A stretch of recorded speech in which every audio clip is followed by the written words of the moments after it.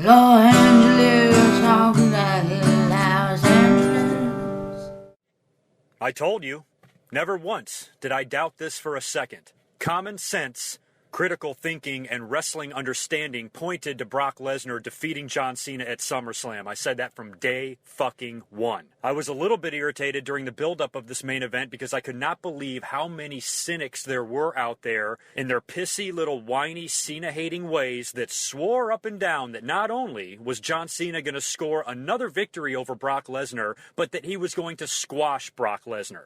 And they even covered all their bases saying, oh, well, even if Brock Lesnar wins, something's going to happen, and it's not going to be a clean victory. Well, guess what? That is about as clean as a loss as anybody has ever fucking taken. If John Cena ever did to another opponent what Brock Lesnar did to John Cena tonight, do you know what all of you assholes would be screaming about? That John Cena buried somebody, that he completely squashed somebody, held him down, ruined his career, and his opponent might as well now kill himself. That's what you would be saying. But when it happens to John Cena, all of a sudden it's okay. And I'm not even sure if it's okay, because all night long on Twitter during SummerSlam, I had some sporadic Cena haters chiming into me from time to time. Oh, wait until the main event. You're going to see John Cena's going to beat Brock Lesnar and fuck him over and all this shit. And it's just so infuriating to hear that. Why in the fucking world would the WWE kill Brock Lesnar? I always say at the end of the day, everything's about money. Whether you bitch about John Cena's character, whether it's stale or whether it's not,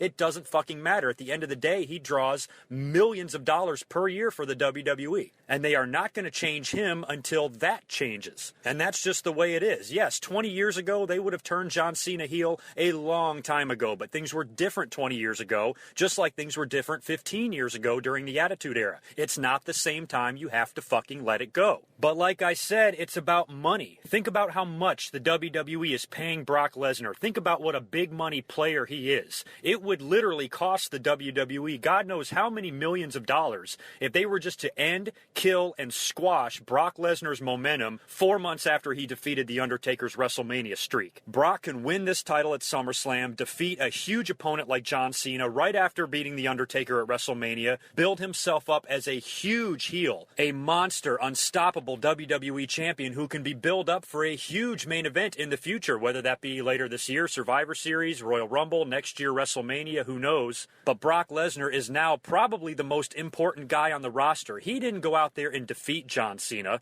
There wasn't any bullshit involved. Paul Heyman didn't get involved and distract the referee. John Cena didn't have Brock Lesnar beat with the referee unconscious and then Brock Lesnar gets a quick bullshit victory at the end. This was a brutal beating. This was a repeat of what we saw at Extreme Rules, except without John Cena getting some bullshit AA on the fucking steps and scoring an upset victory over Brock. This was complete and total domination. John Cena has never, in his entire career since he's been this character, this babyface WWE champion, has ever been treated like that. And when he has, he's come out and won in the end. How much offense did he have in this thing? I would have to say it was 96% Brock, 4% John Cena. Seriously, that's how bad it was. Even I didn't see this coming. I remained firm that Brock Lesnar was going to win this match hands down. To me, there was no debating it. However, I didn't even see coming the beatdown that John Cena was going to receive from Brock Lesnar. Mother of God, that was fucking ridiculous. I think Brock Lesnar delivered somewhere in the neighborhood of 20 German suplexes. I mean, it was just unbelievable. And right before I started to do this commentary, I was hearing a lot of complaining about the match quality. Are you fucking serious? It's about the story. It's not always about the match. It amazes me how people get so hung up on that. Oh, the match could have been better. What the fuck did you want? Are you ever goddamn fucking pleased? I've seen so many people that are close to rioting whenever John Cena wins a fucking match.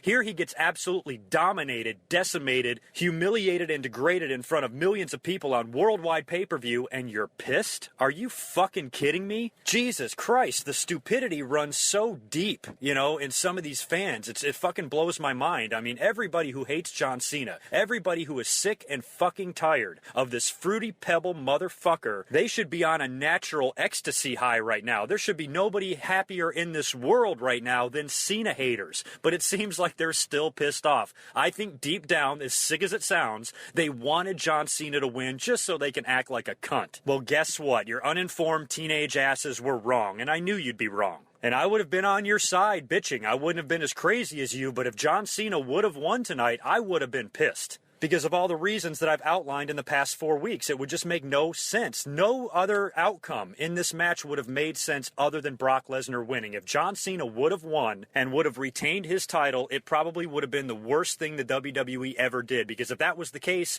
why the fuck even have Brock beat the streak to begin with? If you're just going to have him lose to a guy that does not need the victory, John Cena has already defeated everybody, including Brock, which was another reason why I knew Brock Lesnar was going to win this match, because he is too badass to go down to John Cena twice in a row. Like I've said in the past, I think John Cena had to win that Extreme Rules match because Brock had just come back, and I think he needed a job as a sign of good faith. And I think we all knew deep down that these guys would probably see each other again in the future, and John Cena would get his receipt. And oh boy, did he. I was actually entertained by the match. I thought Brock Lesnar was throwing great German suplexes. A lot of those suplexes he was hanging on, and doing 2 and 3 in a row, and it was fantastic. Brock is a super athlete. There is not a better guy out there to be WWE champion right now. He is the fucking man. Brock Lesnar is money. Now, with that being said, and that's my opinion on the main event, how great it was and how I fucking told you so, let's look to the future. What's Brock's deal now? He won the WWE title. Great. How long is he going to stick around? How long is this reign going to last? What are they going to do at Night of Champions? Is John Cena going to get a rematch? He was fucking destroyed. If you ask me, John Cena should separate himself from the title for a little while. They did say he was maybe going to be taking time off to go do another movie or something like that, but, you got to think they're going to give John Cena the rematch, and you can't complain about that because, number one, former champions get a rematch. That's just the way it is. You can't change the rules just because you don't like who the former champion was. It doesn't work that way. So Cena will probably get the match, and on top of that, who else is there to face Lesnar? I know Roman Reigns is on the rise, but, we've kind of heard that they might be holding him off for WrestleMania, and I'll talk a little bit more about Roman Reigns in a minute. But when you look at the roster, you have to assume the early predictions for Night of Champions, whether Cena is taking time off or not, has to be a Cena versus Brock rematch. Now, I cannot even begin to wrap my head around that match or predicting it right now because we don't even know for sure if it's going to happen, but I'm assuming that it will. So once that's announced officially, we'll start talking about that and all this fucking shit, and we can debate about it until the end of time. But for right now, I just want to enjoy Brock Lesnar, enjoy this moment of him once again being the WWE champion, and I'm very curious what kind of schedule is he going to work. He's probably going to work with Cena, like I said, at Night of Champions. What happens after that at Hell in the Cell or whatever the fucking pay-per-view is, and I think after that is Survivor Series, and, a couple months after that, we're talking about WrestleMania again. So I'm really curious to see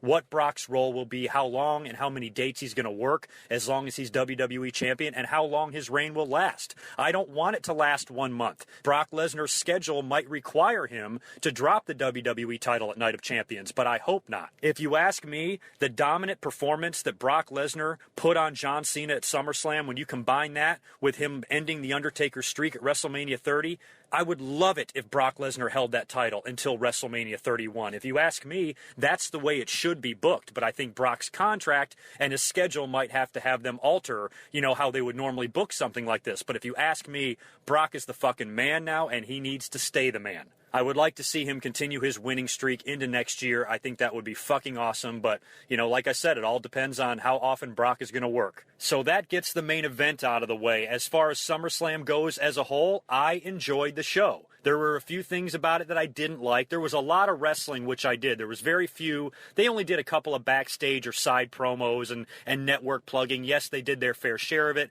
but it wasn't overwhelming like it was on Raw, and I think they kept the show mostly wrestling. It was one match after another, boom, boom, boom. They really pumped these out, and I think all in all, they were all pretty good matches. I was doing terrible, as usual, in my predictions. I am not a good pay-per-view predictor. But I started out 0-4, lost the first 4 matches, and won the last 4, so I actually finished with a 500 record, 4-4. One prediction that I got wrong that I'm gloriously happy that I did get wrong was Dolph Ziggler versus The Miz. I actually thought they were going to keep the title on The Miz a little bit longer. As much as I hate to say it, that might have been the best road to go. The Miz is kind of freshly back. He's got this douchebag Hollywood character. He's never going to be on the level he was when he was WWE champion 3 years ago, but I think, this new character is somewhat over because the fans fucking hate him, including myself, and he just won the Intercontinental title, so for him to pull some shady shit and wiggle his way out of this match with the title might have been the better way to go, but fuck it. Fuck that guy. It's about time Dolph Ziggler had a nice moment on WWE TV. He won a belt at a major pay-per-view. That's huge. Thank God. At least Dolph Ziggler's not completely dead yet, and when I did my SummerSlam Memories commentary a couple of weeks ago, you remember how many times I talked about the Intercontinental title changing hands at SummerSlam. It's been a really nice tradition that's happened a lot of years, dating back to the very first year, and it's nice to see them go back to that and be a little more old school. Congratulations to Dolph Ziggler. Good match. I'm happy for him, and I hope the title reign goes somewhere. But then again, he could also lose it right back to The Miz, because I think it's a given they'll probably have a match at Night of Champions. I also got Paige versus AJ Lee wrong. I kind of pulled that one out of my ass. I knew that could go either way, because I expect them to have another match as well. But Paige regained her Divas title, so now they both won it from each other in a scenario where they showed up on Raw unexpected, challenged their opponent, won the Divas title, and now Paige has won one in a regular match. So I assume they're going to have another match next month, and maybe AJ regains. Who knows? I got Rusev and Swagger wrong too, and I don't even know if the WWE understood the rules of a flag match. I always thought the flag had to be in the post, and the winner had to climb up and retrieve the flag, calling it a flag match. Well, in this case, it was a regular match, and the winner just got to wave their flag over their opponent or something like that. And I don't want to sound like a gossip hound, because at the end of the day, I don't fucking care, but it is kind of interesting. Didn't I read something over the weekend about Jack Swagger tweeting something about the Total Divas show, making a joke about it and saying there's no stars on that show or something like that? So I hope that just something simple like a tweet didn't get Jack Swagger in trouble, and they changed the outline of this match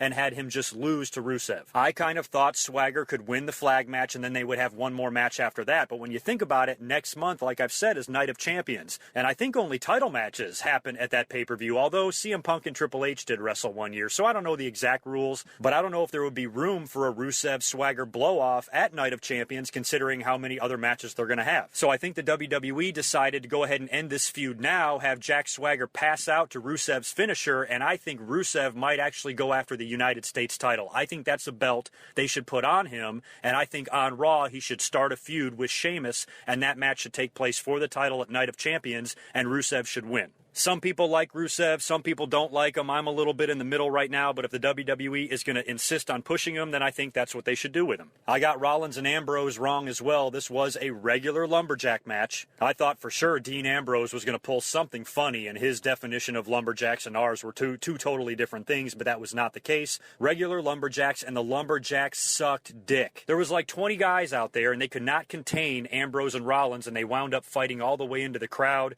Kane got involved, and anyway, long story short, Rollins got the victory in the end, which is fine. Hopefully this feud is not over. It continues. I thought it was an awesome match. Those guys, despite the fact that there was all those wrestlers around the ring, put on a great match. And I was totally entertained by it. Great job by both guys. Now things finally started getting better for me in my predictions. Next matchup was Chris Jericho versus Bray Wyatt, and there was no doubt in my mind, or anyone's there, Bray Wyatt was going to win that match, and he did. End of story. Stephanie versus Brie, another one of my predictions. I mentioned it at least a couple of months ago, that the possibility of Nikki Bella turning heel. I think they should do that. Now, it's not like this was a great prediction. I think a lot of people saw this coming, but I think I called it a little bit earlier than most people. That would be a great way for Stephanie to win the match. There's a built-in storyline there that Nikki was getting humiliated and fucked with every single week because of her sister, suffering a lot because of what her sister did, and I think Stephanie nailing that into Nikki's head long enough was finally going to get through, and she was going to turn heel, and she did, and Stephanie won the match. It was very entertaining. Stephanie was awesome in there. You know why I liked Stephanie's match? Because it was just like a Triple H match. This was not a Divas match with your fancy little moves and your cartwheels and your back bends and all that kind of stuff. Stephanie was slow, deliberate, methodical, and she picked apart Brie Bella and completely out-wrestled her to where the fans, I think, were into it. I think they enjoyed the beating that Stephanie was laying on Brie, and when Brie finally made her comeback, it didn't get over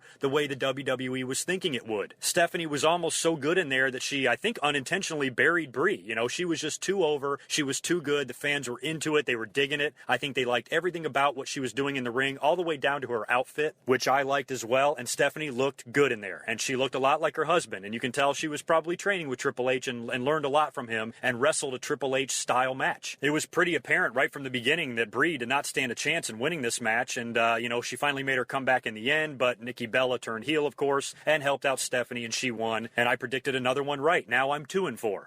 Roman Reigns versus Randy Orton, I can only say one thing about this match. Randy Orton outperformed Roman Reigns, and I wish Randy Orton would have won. You know, I like Roman Reigns. I was a huge Shield fan, but I think we can all see this. The WWE, they don't need to make this mistake again. They don't need to make another John Cena. The fans are not going to let the WWE just say, okay, he's going to be our guy. We're going to push him to the moon, and next year at WrestleMania, he's going to win the world title. That's what's happening, and we are not changing our minds. Once the fans know that's the WWE's line of thinking, that plan is ruined right there, over and done. And while I still like Roman Reigns, and I don't want to jump on the wagon of hating on him because I don't think he necessarily deserves to be hated, I think it's the way the WWE is insisting on pushing him that's rubbing the fans the wrong way, and I hope they just do a little bit something different with Roman Reigns. Otherwise, they're going to turn him into, you know, like how Batista was when he came back at the Royal Rumble and the WWE was just insisting that he's a face and everybody out there is booing him. I'm worried that's what's going to happen to Roman Reigns, and if it does, the WWE better not ignore those fans because I don't want to see Roman Reigns hated. I want to see Roman Reigns be over. I want to see Roman Reigns succeed. But when he was in there with Randy Orton had a great match. Randy Orton made Roman Reigns look very good. I think Randy Orton also outperformed him in the ring, hitting that great RKO. I actually thought Randy Orton was going to steal one. And then, of course, Reigns kicked out, very reminiscent of John Cena, and ended up hitting Randy Orton with his spear and getting the 3 count. I didn't like it. I just think the WWE maybe needs to pump the brakes a little bit, take a step back, and really think about what they're doing with Roman Reigns because it's apparent that the fans will eventually turn on this guy. I think they've already started. So in a nutshell, that's it. I just wanted to come up here really quick and give my comments, my initial comments, fresh off of watching the pay-per-view of what my initial reaction was. I'm sure a lot of that's going to change after we see Monday Night Raw, but I got to tell you, SummerSlam was a good show. I thought it was a solid show, and it delivered as far as the drama, the storylines, and the outcome. Pay-per-view was awesome. Cena got beat down. Cena is human. Cena was humiliated. You should be happy. Brock Lesnar's money. Congratulations, Brock Lesnar, on becoming the new WWE World Heavyweight Champion, and congratulations to Paul Heyman for managing yet another world champion. Job well done, boys. I will catch you guys Tuesday after Raw. Until then, peace.